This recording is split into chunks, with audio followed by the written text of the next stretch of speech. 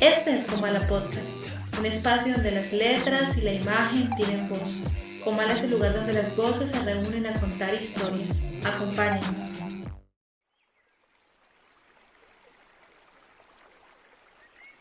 Querido, estoy segura de que me vuelvo loca de nuevo. Creo que no puedo pasar por otra de esas espantosas temporadas. Esta vez no voy a recuperarme. Empiezo a oír voces y no puedo concentrarme. Así que estoy haciendo lo que me parece mejor. Me has dado la mayor felicidad posible. Has sido en todos los aspectos todo lo que se puede hacer.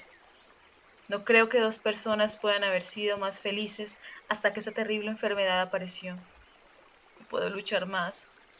Sé que estoy destrozando tu vida, que sin mí podrías trabajar, y sé que lo harás. Verás que ni siquiera puedo escribir esto adecuadamente. No puedo leer. Lo que quiero decir es que te debo toda la felicidad de mi vida. Has sido totalmente paciente conmigo e increíblemente bueno. Quiero decirte que todo el mundo lo sabe. Si alguien pudiera haberme salvado, habría sido tú. No me queda nada excepto la certeza de tu bondad. No puedo seguir destrozando tu vida por más tiempo. No creo que dos personas pudieran haber sido más felices de lo que hemos sido tú y yo. Virginia Woolf.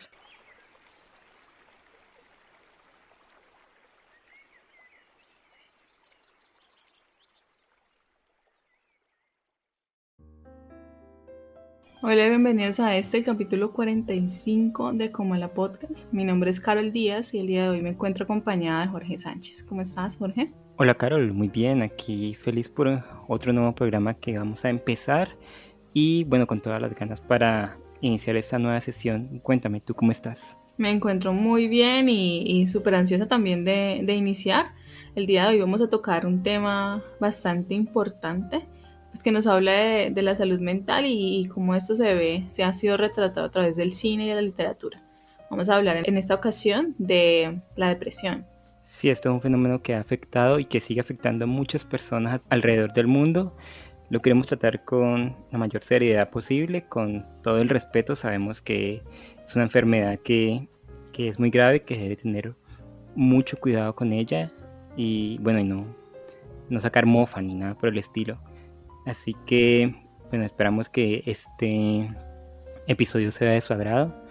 En cualquier caso contrario, o si sí les agrada, pueden dejarlo en los comentarios en nuestras redes sociales. Estamos en Facebook, Instagram, Twitter, YouTube, TikTok y en todas las redes, bueno, más populares nos pueden encontrar.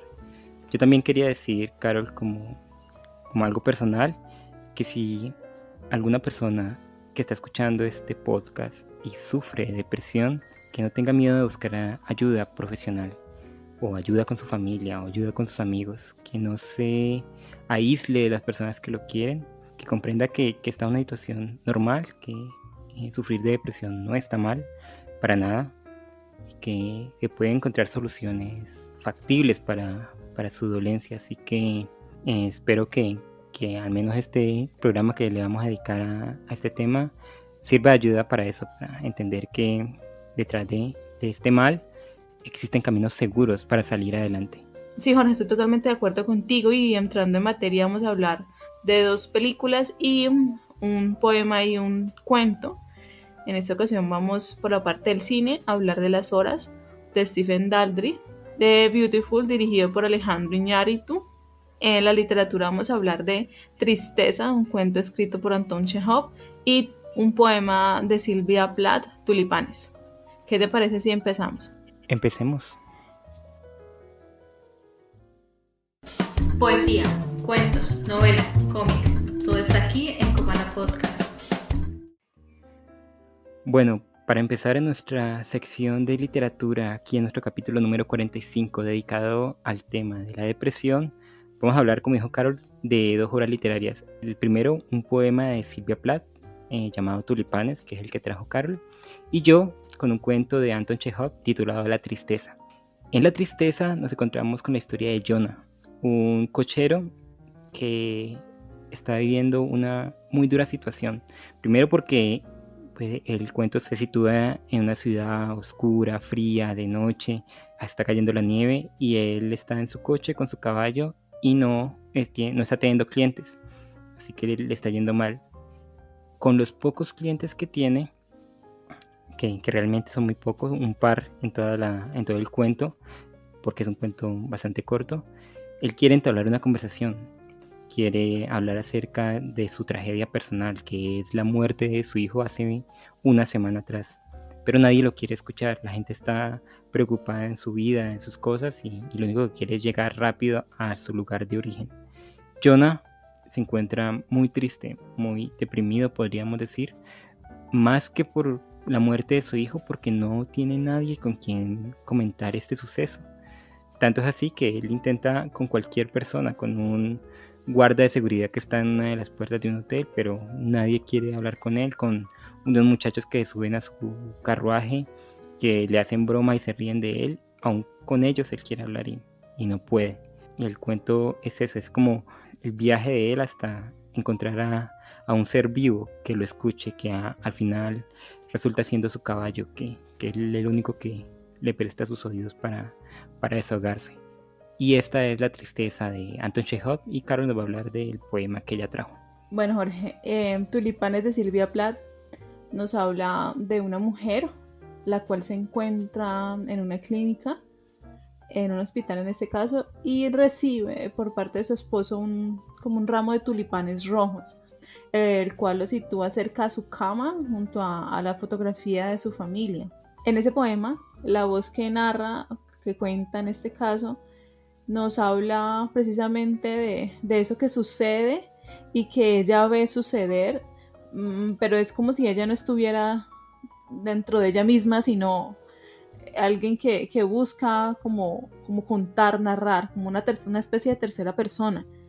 Nos habla del contraste del rojo de los tulipanes, del blanco excesivo del hospital y de ese temor que siempre está ahí, ese silencio que siempre está ahí, que la acompaña o la ha acompañado pues en todo ese tiempo que ha estado como una especie de porcelana que está propensa a quebrarse. Y eso es como a grandes rasgos Tulipanes. Bueno, Carol, y de estos dos textos sacamos un tema en común, que es la soledad y la depresión, y quisiera saber, ¿tú cómo ves en estas dos obras dicho tema? Pues mira, en ambos textos, tanto en el poema como en el cuento, nos hablan de esos personajes que obviamente se encuentran solos, pero más allá de la soledad, es esa soledad que uno está rodeado de gente y que aún así está como vacío. Así es ella y él. Ella quiere, a pesar de que está postrada en una cama, le gustaría, o yo siento que esa voz narradora quiere salir de ahí corriendo. Ella ve a las enfermeras, ve cómo le traen en agujas brillantes, como dice la misma voz narradora, el sueño. Y lo mismo sucede con el personaje de tu cuento, Jorge, el cuento de Chekhov. Es un personaje que está trabajando y que a pesar de estar rodeado de un montón de gente, que él transporta, dos personas que transporta, muchachos que se suben a su carruaje, y él quiere hablar con alguien, pero aún así no puede. No puede porque nadie lo escucha, y a ella le pasa lo mismo, nadie la escucha. Ella habla, parece como si ella hablara consigo misma todo el tiempo. Entonces es poner como en un contexto donde las cosas suceden, donde la vida sucede y donde ellos se sienten 100% un individuo. Es que no sé cómo ponerlo en palabras. No logran como establecer conexión con ellos mismos y con el entorno y con las personas que los rodean. Yo creo que el problema de la protagonista de Tulipanes, que obviamente es la misma Silvia Plath, es que en ese contexto, en el contexto que ella sitúa el poema, que es como en una sala de reposo en un hospital, es que a ella le han quitado toda su humanidad. No sé si tú creas eso también, y por eso es que se siente sola, porque a ella le han quitado la humanidad y solo le han dejado la parte corporal, como que le han quitado, podemos decir entre comillas, el alma, y solo le dejan lo corporal, solo se centran en eso.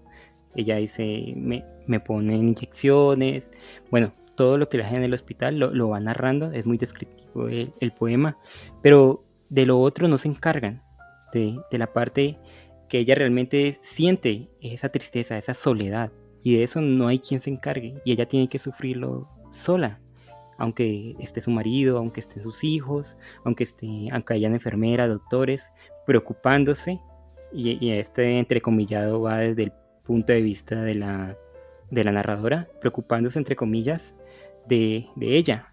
Realmente no se están preocupando de ella, no se están preocupando de lo que realmente la afecta, sino que ante esta soledad tan grande, solo tienen unos tulipanes rojos que le recuerdan eso, le recuerdan que no hay nadie que se fije en lo que ella realmente necesita. Y para esto, Carol, quiero citar la primera frase del poema, que dice así: los tulipanes son demasiados entusiastas. Acá es invierno. Yo creo que esto es todo el resumen del poema.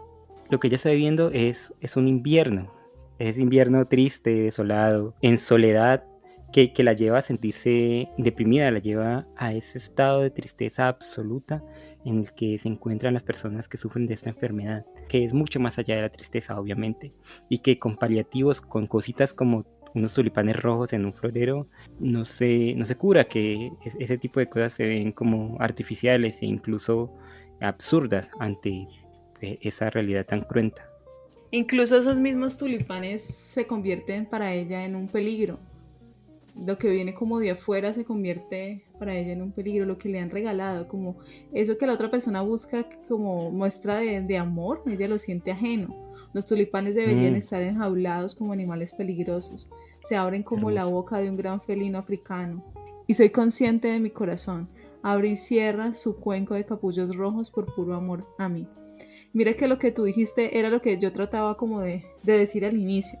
Sí, esa soledad es como te quitan todo lo humano. En el personaje de Chekhov nadie lo escucha. Él quiere hablar de su hijo que ha muerto, una situación bastante compleja, y solamente sirve es para que los transporten y ya no más. Es como ellos se convierten en cosas. Lo mismo sucede con ella. Va al hospital a que la curen y les entrega el cuerpo, pero esa conciencia de sí es como si ella se viera por afuera y estuviera viendo lo que le está ocurriendo.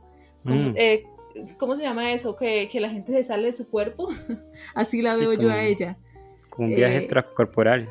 Ajá, sí, así les di mi nombre y mi ropa de calles a las enfermeras, y mi historia al anestesista y mi cuerpo a los cirujanos. Exactamente. Ella está contando lo que le están haciendo, pero es como si tampoco le importara de mucho, ¿sabes? Como que ellos se encargan de eso, pero como el verdadero sufrimiento, el verdadero problema está en mí, en lo que soy, no como carne, sino como esa otra cosa que también me compone. Sí, es que me están curando del cuerpo, pero realmente la herida que quiero que me curen o que necesito curar, nadie la puede cerrar. Y es realmente muy triste leer esto, y es muy, muy triste comprenderlo, porque en muchos casos, y yo antes le estaba diciendo a Carol detrás de micrófonos que yo no he sufrido de depresión, así que me siento un outsider en este tema, porque puedo entender el sentimiento de la poeta en este texto.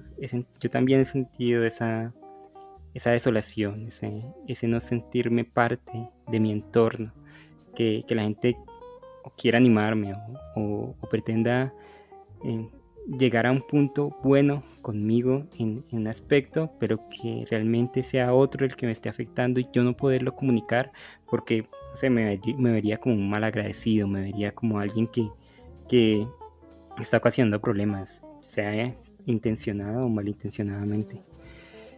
Así que es una situación bastante triste, y aquí también quiero citar un poquito otro fragmento del poema, que dice así: ahora me he perdido, estoy harta de equipaje, mi valija de charol como un pastillero negro, mi marido y mi hija que sonríen en la foto familiar, sus sonrisas se clavan en mi piel, pequeños anzuelos sonrientes. Y quiero detenerme aquí porque la protagonista ya no se siente parte de la realidad en la que estaba. este momento de estar aquí en el hospital le ha dado esa reflexión y quiero juntarlo con el protagonista, con Jonah, con el protagonista del cuento de Chekhov, porque él tampoco está en la realidad, él está fuera de esa realidad. Los que están en la realidad son el militar que se sube a su coche, los muchachos que quieren que los lleven a algún lado, los otros cocheros que están como en el cuarto donde ellos duermen, y él simplemente está pululando de alguna manera es como un fantasma que no tiene ni rostro ni voz y que solo sirve para transportar gente. Casi como Caronte, que transporta las almas de un lado a otro y que igual le importa quién es y quién no es, y que no tiene una voz, no tiene alguien que lo vuelva a la realidad. No hay nadie que sustente la realidad, la vida que él ofrece, lo que me lleva a pensar en las personas que sufren de depresión. Y no sé, Carol, que tú tienes un poquito más de experiencia en esto que yo, si es así, porque parece cuando se sufre esta enfermedad que no hay nada que lo sustente a uno en la realidad. Y yo que estaba investigando para este episodio, lo que he leído es que las personas como que no sienten ganas de absolutamente nada y que cualquier cosa, por mínima que sea, enciende ese dolor infinito que están sobrellevando. Levantarse de la cama, vestirse, bañarse, contestar una llamada, cualquier cosa, por mínima que sea, puede llevar a un episodio de depresión supremamente profunda que los saca de esa realidad, que los saca de su vida y que los vuelve ajenos al mundo en que viven. Yo creo que en este caso del texto de Anton Chekhov, la imposibilidad está en que él quiere hablar, pero los demás no lo escuchan. Y es esa incapacidad de establecer como una comunicación. Es como cuando uno necesita decirle algo que para uno es importante, pero para los demás no. Como les resta importancia a lo que uno quiere decir, a él le pasa lo mismo. Se le murió el hijo, quiero hablar sobre mi hijo, es como una manera de revivirlo, pero nadie le importa, nadie quiere escucharlo, a pesar de que él dice y lo habla y lo menciona. En realidad pues es como si él no estuviera hablando, como tú dijiste, es como un fantasma que trata de revivir a su hijo muerto a través de la palabra, pero en realidad esa conexión de la comunicación no está. Es algo que está roto. Y el final del texto es muy claro con eso. Jonah le desahoga, ahí dice: el caballo sigue comiendo heno, escucha a su viejo amo y exhala un aliento húmedo y cálido. Jonah, escuchado al cabo por un ser viviente, desahoga su corazón contándoselo todo. Y es paradójico que alguien que no entiende las palabras de un humano sea quien se encarga de escuchar las penas de este personaje. ¿Y tú crees, Carol, aquí tengo una pregunta para ti, crees que la otra persona, ya sea un familiar, un profesional, ya sea un amigo, lo que sea, es importante en el proceso de superar una depresión? Claro, totalmente. ¿Cómo te sentirías tú si tú quieres hablar sobre algo, si necesitas hablar con alguien sobre algo y no te quieren escuchar? O si te escuchan y tú sabes que en realidad lo que tú estás diciendo no les importa. Que puede ser algo mínimo. No sé, algún comentario, cualquier comentario que para ti sea importante y para el otro no lo sea, que le reste importancia a eso, pues así uno tenga una depresión es algo doloroso. Es importante la palabra en todo el proceso sanador. Por eso yo creo que muchas personas también se refugian o buscan en la literatura o en la escritura, más que todo, tratar de hablar o contar, así sea, a sí mismos para entenderse. Ya que si nadie entiende, pues entenderse a uno mismo, tratar de entenderse a uno mismo. Claro, entender que dar ese paso es supremamente complicado.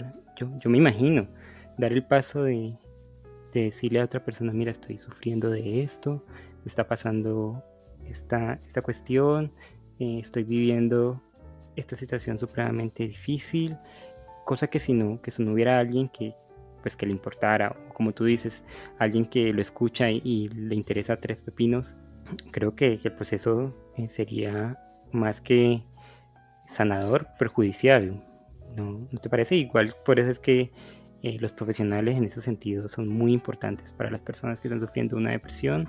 Y yo creo que, como tú dices, es uno de los motivos, creo yo, por el que muchas personas se entregan a las artes, a pintar, a hacer música, a escribir, como tú lo señalas, porque es una forma de comunicarse con otro y de dar a conocer eso que nos hiere tan profundamente, sin pasar por el filtro de que te juzguen o de que pues te puedan lastimar mucho más.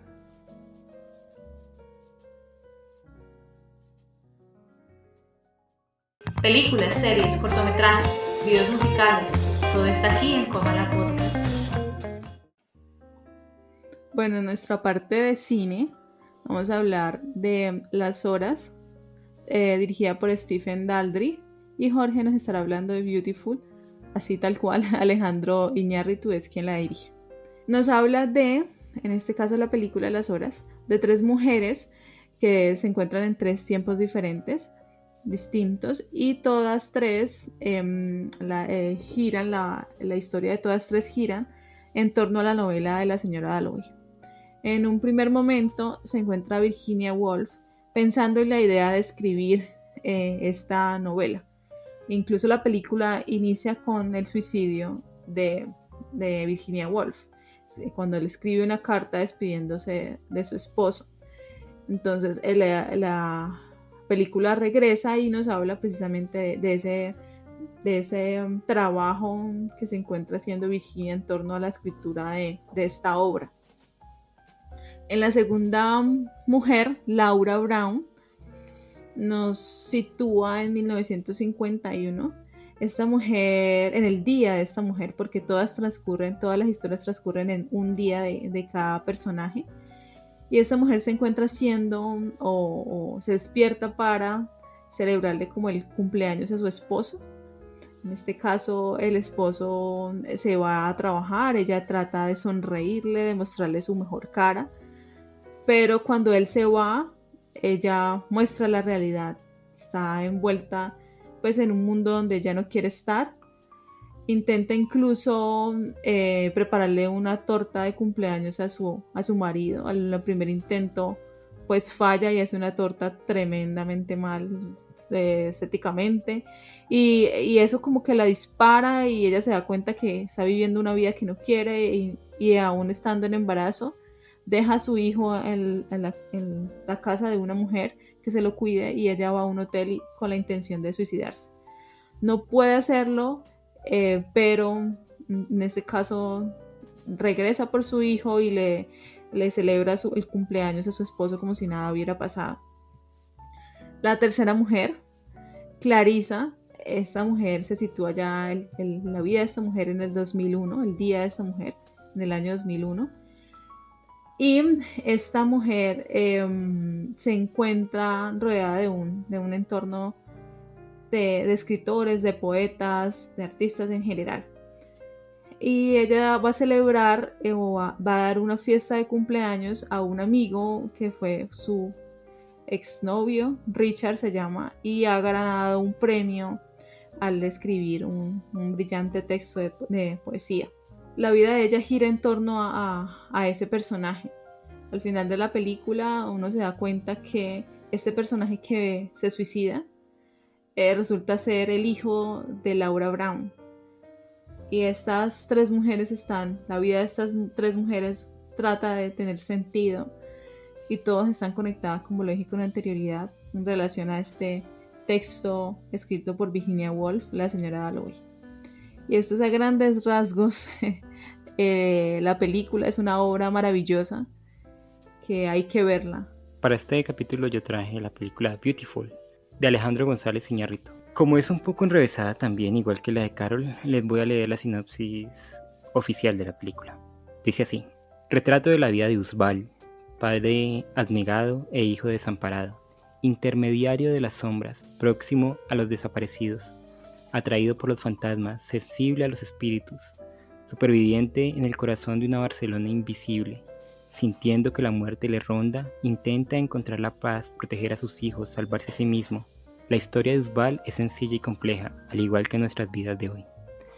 Y básicamente es esto, Usbal es un personaje que pulula por una Barcelona que ninguno de nosotros hemos visto. Siempre vemos una imagen de una ciudad súper bella, pero aquí nos cuentan la historia de los abnegados, de los que estaban detrás, de los inmigrantes, de los que mueren lejos de su hogar, incluso con cierto sentido paranormal, porque Usbal tiene poderes paranormales, puede ver a los muertos y puede hablar con ellos y ayudarlos en la transición entre esta vida y la otra.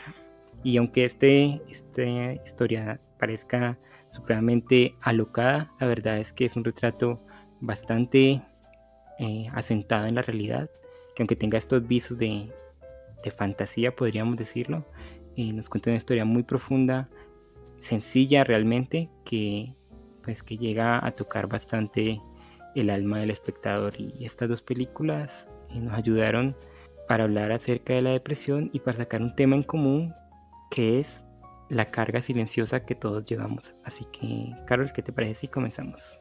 Sí, Jorge. Pues mira que este tema que elegimos y analizarla en esta obra pues es bastante complejo. Tu personaje principal estaba como tú lo dijiste por una Barcelona terriblemente fea, se puede decir cruel. Uh-huh. Es la parte que nadie mostraría de una ciudad como esa. Este personaje prácticamente tiene que esconder o llevar esa carga para todos lados. Se encuentra desolado. Su vida es un caos totalmente, enferma. No sabe con quién dejar sus hijos porque su esposa tiene bipolaridad. Busca de todas las formas de ganarse la vida, así sea vendiendo ese don que ha obtenido de poder hablar con los muertos. Y se encuentra o trata de ayudar a esas almas que también están en pena, porque parece que fuera como una especie de infierno en la tierra, los migrantes que tienen que sufrir todos los días ese rechazo, y que él trata incluso de ayudarlos comprándoles una estufa a los migrantes chinos orientales, y se encuentra con que esa estufa que él ha comprado pues es la causa de la muerte de muchas personas que pues obviamente uno ha querido hacerlo con culpa. Entonces a eso parece como que todos los días se le suma algo más, pero él no es capaz de decirle a nadie que está enfermo, no es capaz de decirle, no tiene alguien a quien decirle que está sufriendo, que el dinero pues se lo debe ganar como sea. Y esa única persona que la escucha es un personaje muy extraño, ¿no te parece, Jorge? Es un personaje, ¿cuál? La mujer que al final como que lo escucha a él trata como de soltar esa carga, aunque no lo hace totalmente, solamente le cuenta un poco de sus penas. Esta mujer que le da las 2 piedras para que cuide a sus hijos. Y es eso, es como una pitonisa. Es como la guía, no sé, es como la guía de él, sí. Pero es una mujer bien extraña. Bastante. Y es eso, esa carga que él debe llevar y que se manifiesta en esa enfermedad que al final termina pues matándolo. Y en la hora de las horas, esa carga pues se manifiesta en los cuatro personajes importantes. En Virginia Woolf es esa carga de saber que es una maravillosa escritora, que se siente sola, que no entiende el mundo que la rodea, que la vida de ella le pertenece a los demás, porque son los demás quien le dice qué debe hacer para estar bien psicológicamente, y ella entiende que también es una carga para el esposo. Y en Laura le ocurre exactamente lo mismo. Ella no, o sea, es como el contexto que la obligó a seguir esa vida, pero ella se siente ajena, es como si no estuviera. Está embarazada, tiene a un hijo, un esposo que la ama, todo está organizado aparentemente en su vida, pero ella no quiere eso, Por eso al final, y se entiende y lo dice en la película, ella decidió tomar la decisión de abandonarlos y emprender o luchar por esa vida que en realidad sí quiere tener o que sí quiso tener. La retoma cuando deja, o si ella de cierta manera deja de ser madre cuando los abandona y toma el rumbo de su camino. Es el peso de tener que ser frente a lo que al deseo de querer ser. Clarisa carga con el peso del poeta y es solamente cuando él se suicida que ella tiene esa libertad. Incluso él mismo también carga con el deber de vivir para Clarisa y bueno, es bien compleja todo este tema de todas las cargas frente a esa soledad y esa gran depresión que obviamente tienen que tener todos los personajes por una vida tan trágica que están obligados a llevar y a vivir. Sí, yo creo que es eso, exactamente eso que tú estás diciendo. Es como que todos llevamos, bueno, todos no, los personajes, no quiero aquí personalizar, los personajes de las películas de Beautiful y Las Horas llevan cargas y yo creo que no son cargas supremamente pesadas, ¿sabes? Yo creo que son cargas mínimas. La carga de una familia que no se quiere, la carga de una vida con la que no está a gusto, y aunque se parezcan muy grandes estas cargas, realmente son las cargas que todo el mundo lleva en su diario vivir. La carga de no encontrarse a gusto con su pareja, la carga de no estar a gusto con su trabajo, la carga de creer que está perdiendo el tiempo, la carga de saber que es mortal y que en algún momento ya no estará en este mundo y que quizás su existencia importe poco. Es como la metáfora esta de la gota que cae sobre la piedra y al final la destruye.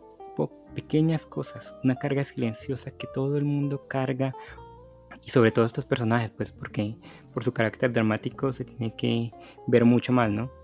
Y que a la larga se convierte en esta terrible enfermedad que es la depresión, y que como un monstruo los posee y se cría en su interior y echa raíces y al final sale en forma de, por ejemplo, este personaje Laura, su arco en el principio de la película es que no se encuentra satisfecha ni con su marido, ni con su vida, ni con su hijo, sobre todo con su hijo, como que lo desprecia a ese hijo, como que ve en él el motivo por el que ella no puede abandonar esa vida, entonces lo mira mal, lo deja a un lado y aunque intenta pues poner una sonrisa ante él, se entiende que no, y esto la lleva a intentar suicidarse.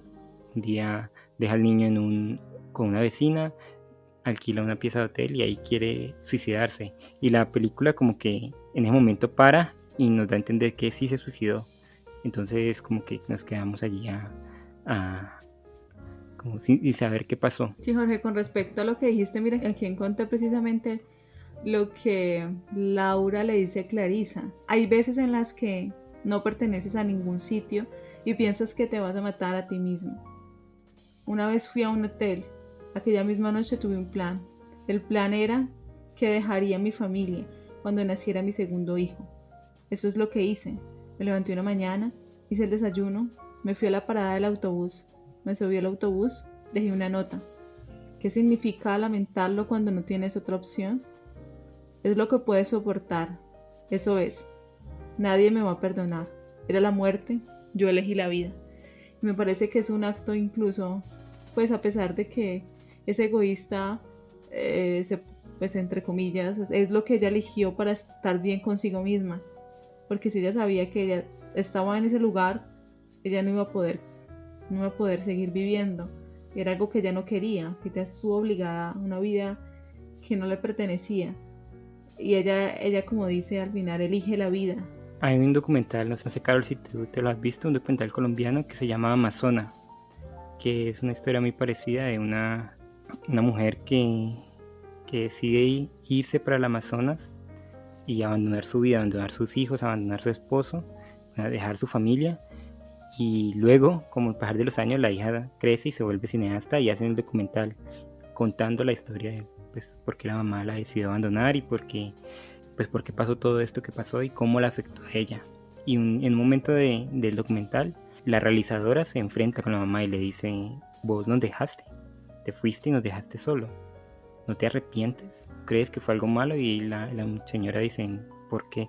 ¿Por qué voy a creer que hice algo malo? Yo elegí esta vida porque la opción que había era encerrarme en una existencia que me iba a llevar a la tristeza, a la amargura, a la depresión y muy seguro a la muerte. Y yo creo que es esto.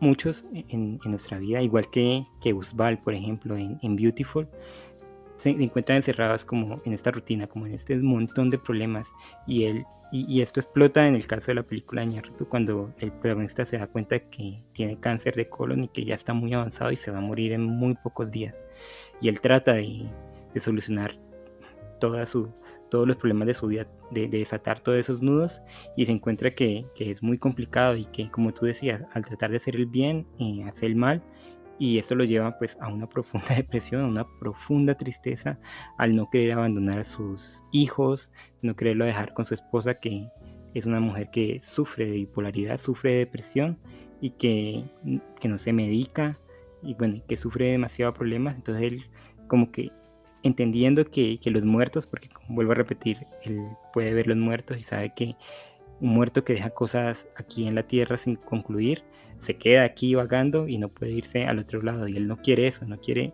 primero dejar a su familia y después no se quiere quedar vagando en este mundo.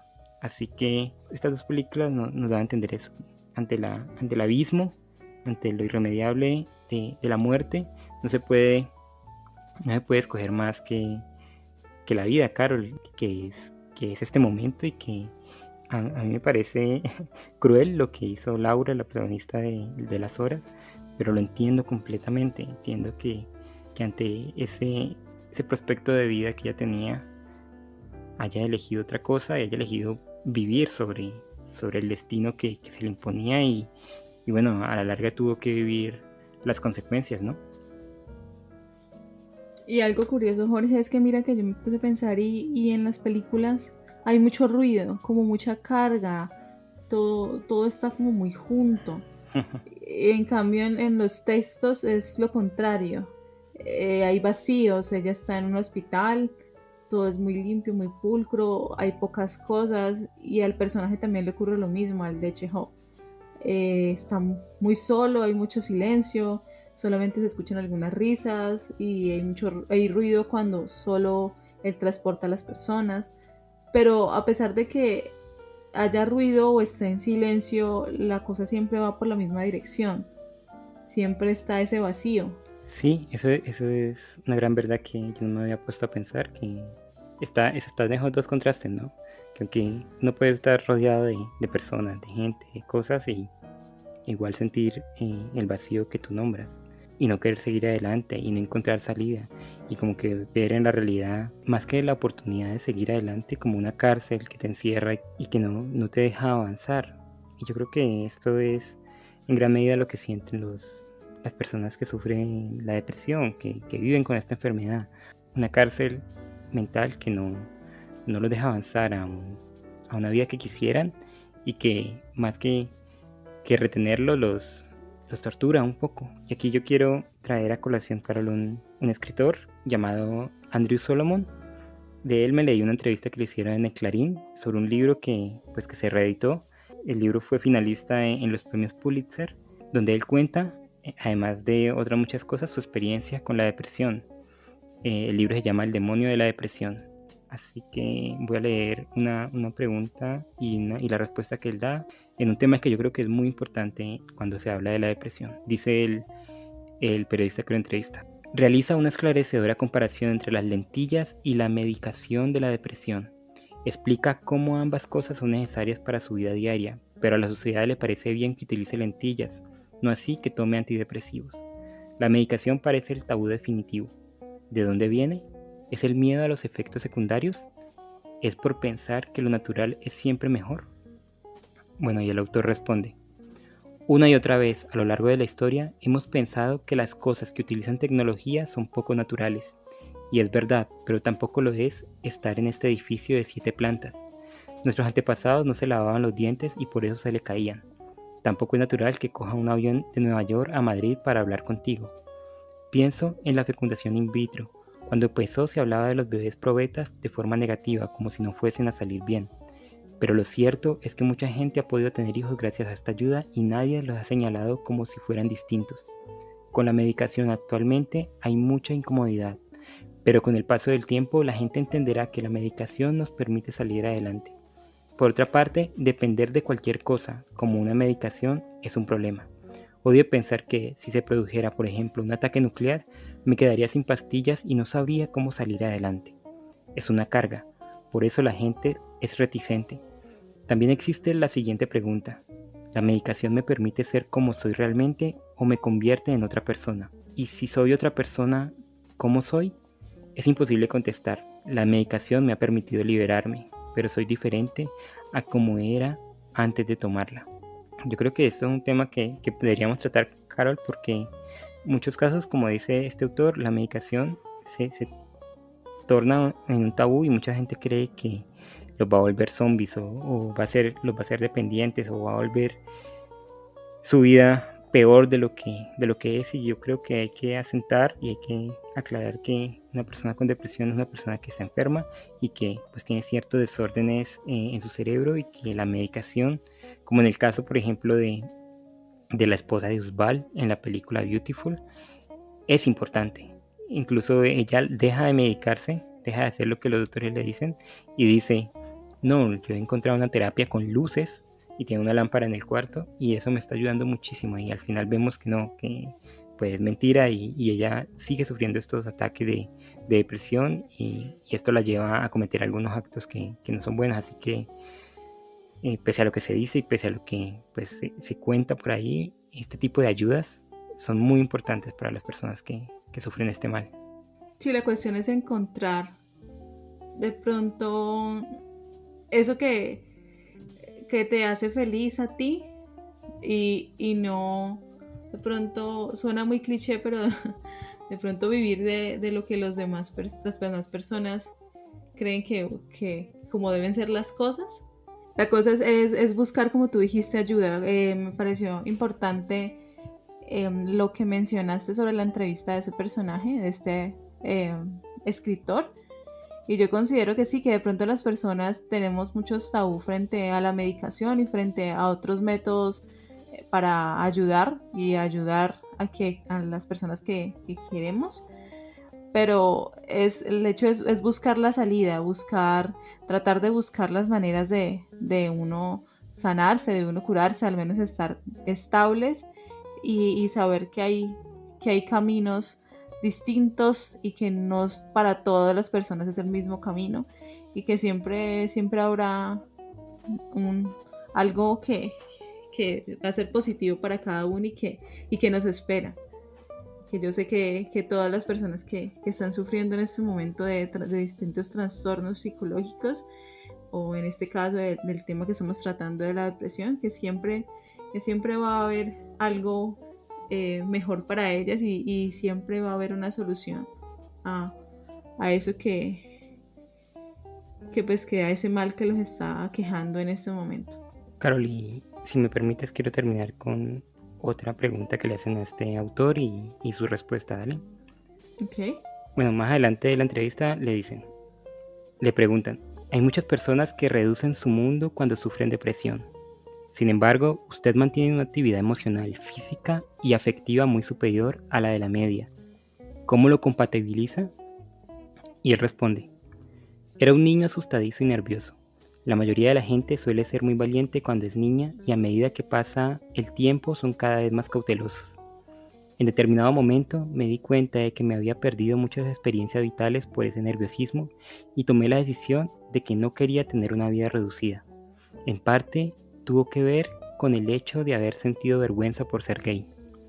Al salir del armario decidí no meterme en ningún armario más, pero creo que la depresión tiene un doble efecto. Cuando estás en ella no eres capaz de hacer nada. Cuando yo lo estaba, no podía salir de la cama y tan solo podía hablar con las personas que me rodeaban. Como ocurre con otras personas, cuando dejé de estar deprimido pensé: estoy estupendamente, no sé cuánto tiempo va a durar, así que voy a sacarle el máximo partido posible y lo voy a llenar con todas las experiencias posibles. Me dio energía y una vida más rica, pero quién sabe, Puede ser que vuelva a deprimirme la semana que viene y no quiero perderme nada. Si tengo que dar un paso atrás, lo haré. Y cuando vuelva a estar bien, volveré a sacar el jugo a la vida.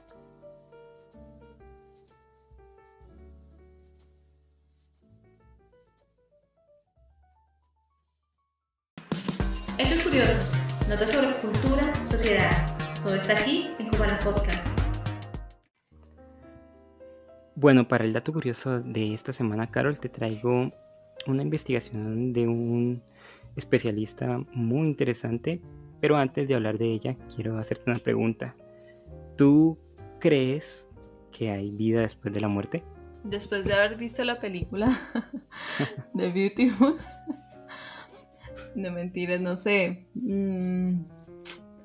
Es una pregunta muy difícil porque algo me dice, quisiera creer que sí, que hay como algo aparte, algo además de, pero también está la otra vocecita que me dice que obviamente no, que es imposible que haya vida después de la muerte. Por ahí escuché la otra vez a un científico que decía que nos convertíamos en polvo de estrellas y eso me parece más, esa idea me parece más bonita. Pues mira que si lo ponemos en términos físicos, pues la vida después de la muerte sigue existiendo, ¿no? Tú te mueres y tu cuerpo se vuelve algo que se une con otras cosas y bueno, la materia no se destruye, ¿no? Simplemente se transforma, entonces tú seguirías después de la muerte.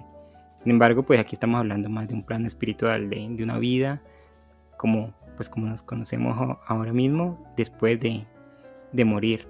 Y en este caso, pues quiero contarte de una investigación que ha hecho un científico llamado Van Bommel y que él publicó en un libro que se llama Vida después de la muerte.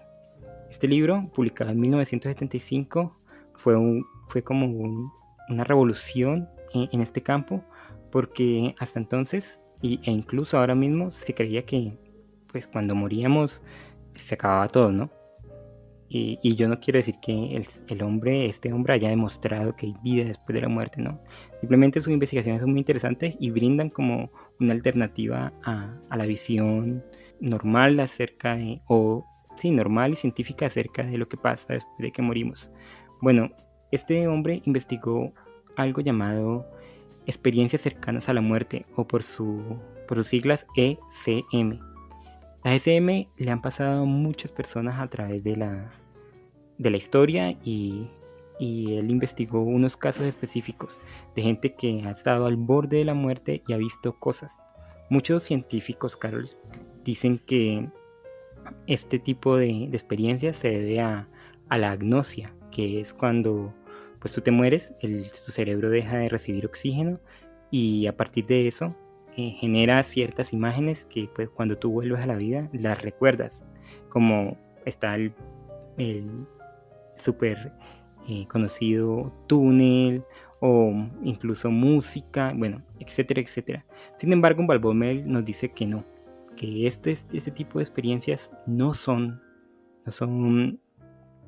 debidas a la agnosia o a la falta de oxígeno, sino que porque en ese caso todos los que han sufrido como una muerte momentánea y han revivido tiempo después, las experimentarían. Por lo mismo, las experiencias cercanas a la muerte son experimentadas solo por algunas personas, no es por el grueso de la población.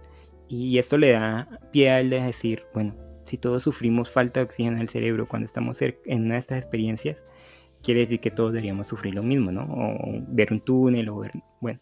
Él dice que esto no es una alucinación, sino que es nuestra conciencia saliendo de nuestro cuerpo y pasando a otro plano. Bueno, hasta aquí, Carol, ¿qué te parece este tipo o esta investigación? Yo no sé, no me suena como tan creíble. Porque pues hay personas, así como nacen personas que pueden escuchar la música, hay otras personas que pueden incluso ver mejor debajo del agua, como comunidades indígenas, o hay personas que pueden hacer distintos tipos de cosas. Entonces no creo que la razón por la que uno esté muriendo o sufra de falta de oxígeno, o todas las personas que tengan esa relación de haber muerto por unos segundos y volver a la vida tengan que tener esa experiencia. No sé, No me suena como muy convincente el estudio, la verdad. Bueno, en los testimonios que él ha puesto en su libro, nos cuentan muchas personas que, por ejemplo, una de ellas que está en el texto que me leí para hablar acerca de esto, de una mujer que llegó sin signos vitales a un hospital, y lo que cuenta ella es que pudo ver a su alrededor mientras la revivían. Vio al médico, vio a la enfermera, como que se salió de su cuerpo y pudo visualizar lo que estaba a su alrededor. Entonces, e incluso cosas que no estaban en el mismo cuarto donde ella estaba, cosas que pasaban como en la habitación de al lado o cerca de allí, porque pues recorrió esos lugares. Lo que nos cuenta Van Bommel es que después de que la revivieron, ella le dijo como a la enfermera algo que un doctor le había dicho fuera de la habitación. Le había contado y la enfermera le dijo: ¿usted cómo sabe eso? Y ella: no, pues yo lo vi, experimenté esto. Y este tipo de experiencias son muy recurrentes cuando se vive una experiencia cercana a la muerte. Aún así, ¿no te convence? La verdad no. La verdad no, porque de pronto es precisamente justamente eso, no sé, el ser humano todo el tiempo, no sé, es que no sé cómo explicarlo. Yo creo que es que cuando uno habla a alguien algo con alguien, supuestamente esa señora escuchó, pues obviamente pudo haber en cualquier momento después de ella estar como en esa pérdida de conciencia, o después cuando vino o lo que sea, haber hablado con otra persona sobre lo mismo, o yo qué sé, o sea, tuvo que haber alguna explicación frente a eso, pero pues, no sé, no me convence, la verdad no me convence del todo. Debe ser por las mismas razones en las que yo creo que, pues que no, que después de la muerte no hay nada más, sino es solamente lo que lo que se explica a través de la religión, o ese tipo de consuelo que se busca en eso, ¿no? A pesar de que yo soy católica, tengo esas dos como miradas, se puede decir. Mira que te voy a leer uno de los casos que cuenta aquí en el texto. ¿Dale? Mira.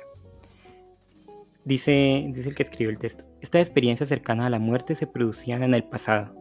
El psicoanalista Gustav Jung sufrió una experiencia cercana a la muerte. Son experiencias que han aumentado con los avances médicos de resucitación. Los ECM no dependen de factores como la religión, la raza, el sexo o la cultura. Los niños también sufren de ECM. Y aquí cito como un testimonio. Cuando tenía 5 años contraje meningitis y entré en coma. Morí y fui arrastrado hacia un vacío oscuro y seguro en el que no sentía miedo ni dolor. Me sentía en casa, en aquel lugar. Vi una niña pequeña de unos 10 años. Noté que me reconocía. Nos abrazamos y me dijo: soy tu hermana. Morí un mes antes de que tú nacieras. Mis padres quedaron tan impactados que les entró el pánico. Me confirmaron que, en efecto, habían perdido una hija llamada Rietek. Habían decidido no decirnos ni a mí ni a mi hermano hasta que fuéramos lo suficientemente mayores para entender el significado de la vida y la muerte. Con ese tipo de historias, ¿tú qué dices? ¿Sabes que me acuerda de esas personas que supuestamente traen recuerdos de sus vidas pasadas? No sé por qué se me vino eso a la mente. Otra vez estaba viendo un documental y supuestamente un niño que también pasó por una calle pues donde estaban las viviendas antiguas, y dijo que él había vivido ahí, en una de las casas más antiguas de la zona. Y bueno, contó así como una historia, pero pues eso no, pues sí, hay cosas que pues como que no se tienen una explicación tan clara sobre eso, pero no sé. De pronto es que es difícil de creer, ¿sabes? De pronto es eso. Sí, yo creo que es una percepción, o es algo que uno no cree hasta experimentarlo, si es que se puede experimentar, ¿no? Mira que una de las conclusiones a la que llegó el especialista Van Bommel es que muchas de las personas que experimentan un SM se divorcian. Se divorcian porque al pasar por ese tipo de experiencias sufren un cambio en su vida, un cambio demasiado drástico que los hace entender que pues que la vida que están viviendo no es tan gratificante como podría ser, y que aunque hay un más allá o hay otra forma de ver la existencia en este plano, pueden modificar y llegar como a un plano mejor. Por eso es que mucha gente que está como incontenta con su trabajo o con su familia o con sus parejas, deciden dejar eso, como la protagonista de Las Horas, y vivir la vida que realmente quieren, lo cual yo no sé si creer en ese tipo de investigaciones, como tú dices, se puede decir que es increíble, como el santo, hasta no ver no creer, hasta no experimentarlo no creer.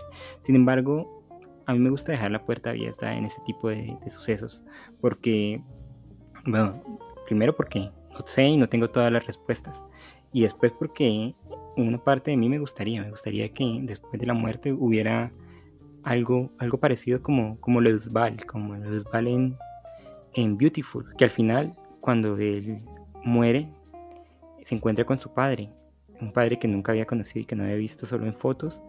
Se encuentra con él como que en un paraje, en un bosque repleto de nieve muy bello, y se van los dos juntos. Entonces me gustaría como pensar que quizás es el pensamiento mágico en mí, pero que estas cosas bueno, pueden pasar en algún momento. No sé si a ti te pasa lo mismo. Sí, no. Porque si es de la forma en que Usbal lo ve, no, gracias. Es un poco tétrico él mismo viendo esas mariposas que están dañando parte del techo y que él mismo se ve a él muriendo. Sí, son gente que ha dejado las cosas bien, inconclusas, ¿no? Sí, bien complejo. Y además si uno se va y pues da ese paso al morir, pues uno no sabe qué se va a encontrar. No es algo que uno haya como la vida, que uno pues se supone, uno quiere creer que tiene libre albedrío, pero cuando pasa ya, ¿qué sucede? Mira que respecto a esto, aquí hay un fragmento que puede aclarar esto. Dice el texto: los regresados inician, después de un SM, una búsqueda silenciosa para entender su experiencia.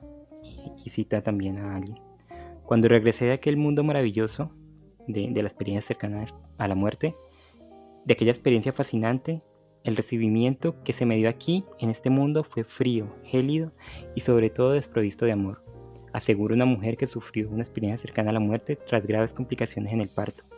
Van Bommel describe un auténtico síndrome de regreso. Las posibilidades de divorcio aumentan, como te contaba, al no aceptar la pareja los relatos de un SM. En los jóvenes pueden buscarse vías de escapes como las drogas o el alcoholismo. Solo la aceptación de esta experiencia, afirma Van Bommel, puede tener efectos positivos, pero desgraciadamente los médicos no están preparados para afrontar estos pacientes con síntomas tan desconcertantes. Ni siquiera en la iglesia encuentran respuesta. Yo lo único que sé, Jorge, es que ahorita me acordé. Yo cuando estaba en el colegio me lancé a una piscina y yo no sé nadar. La piscina era muy honda y yo me ahogué. La gente creía que yo estaba molestando, pues, que yo sabía nadar. Y yo solo sé, Jorge, y eso sí pues yo no sufrí experiencias así, pero yo lo único que sé es que cuando uno se está ahogando cuando uno se está yendo, uno siente una tranquilidad y una paz que yo no puedo describir.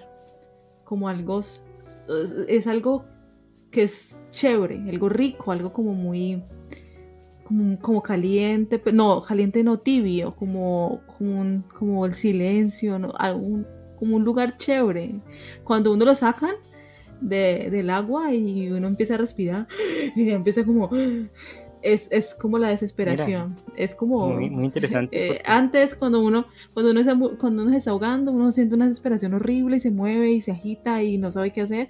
Pero cuando ya cuando uno lo cubre el agua y ya uno se está yendo, como la falta de oxígeno, uno se siente bien, se siente tranquilo, en paz. Y cuando ya vuelve es otra vez la desesperación. Entonces es algo que yo nunca más en mi vida he experimentado, pero es tonto decir, pero se siente bien así.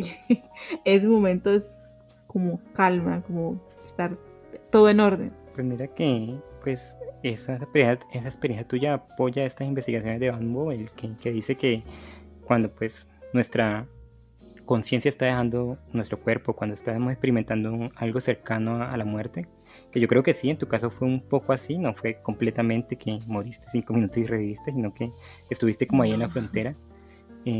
se siente como una paz, como un equilibrio, como un sentirse bien. No es el miedo a la muerte, ni la agonía, ni nada por el estilo, sino como ese podemos decir, ese nirvana, esa conciencia absoluta. Sí, Sí, como... y el salir de ahí es un choque con la realidad.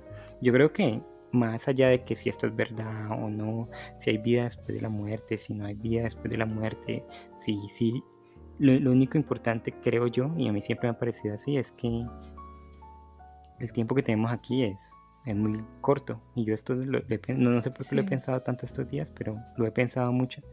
Es muy corto realmente.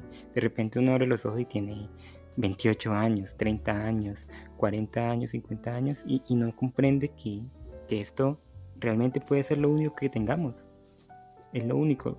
Y las personas que nos encontramos aquí nunca más van a volver a existir en la historia del universo y que son fragmentos muy corticos realmente y apreciarlos al máximo, entender, como dijimos en el tema de la muerte, cuando entendemos que nuestro fin último es la muerte, pues eso debería ayudarnos para comprender que todo es pasajero y que deberíamos aprovecharlo de una mejor manera. Y ya con esto, Carol, que nos pasó un poquito del tiempo, terminamos nuestro capítulo número 45, donde tratamos el tema de la depresión. Sabemos que ese es un tema bastante amplio, que tiene muchas aristas y que pues, en un programa de 1 hora no podemos tratarlo todo. Por eso el jueves vamos a estar en nuestro Después de Comala hablando un poco más de la depresión, de sus causas, de nuestro pensamiento, de lo que hablamos en este capítulo y pues claro, de sus preguntas que nos pueden dejar en todas las redes sociales. Sí, Jorge, y también los invito a escribirnos por el número que tenemos posteado en el perfil de Instagram, en WhatsApp, para que manden sus audios de sus textos preferidos, partes de sus textos preferidos, o una invitación a ver alguna película, una sinopsis, algo que hayan escrito, algo que quieran compartirnos y que ustedes consideren que sea valioso para aparecer dentro de los capítulos de este podcast. Va a ser bien recibido. Entonces los invito a díganos si creen en las experiencias cercanas a la muerte y si han vivido una. Sería interesante escuchar eso. Sí. Me parece genial esa dinámica también. Entonces, lo que quieran compartirnos será bienvenido y aquí será puesto pues como un anexo a este podcast. Muchas gracias por acompañarnos el día de hoy. Gracias a ti también, Jorge, y ya nos vemos el jueves también para el en vivo, para hablar o expandir un poquito más, responder las preguntas que ustedes nos envían a través de las distintas redes sociales sobre este tema que es la depresión. Nos vemos entonces en un capítulo nuevo, el estreno. Ya saben que estrenamos capítulos todos los sábados. Muchas gracias y hasta la próxima.